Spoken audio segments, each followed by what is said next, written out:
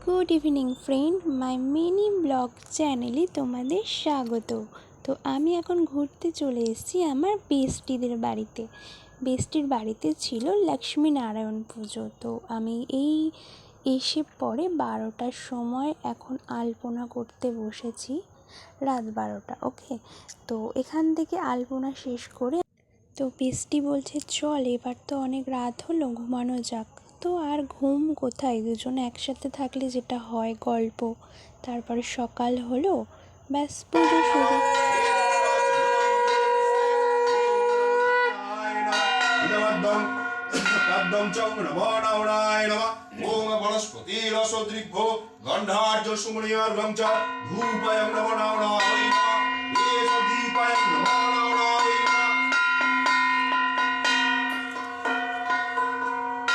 তো আমরা সবাই অঞ্জলি দেব বলে বসে আছি একসাথে।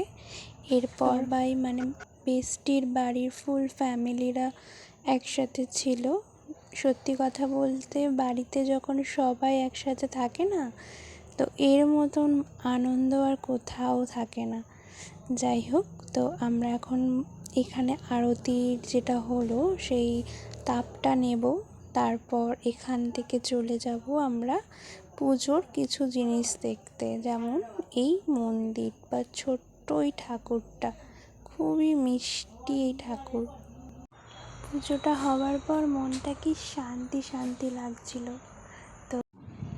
তো আমি আর আমার বেস্টি এবার ক্যামেরায় চলে এসেছি। মানে সবাই তো এতক্ষণ ক্যামেরার সামনে ছিল, এবার আমরা একটু আসলাম, মানে ঢং করছিলাম। যাই হোক, এবার শুরু হয়ে গেল আরতি।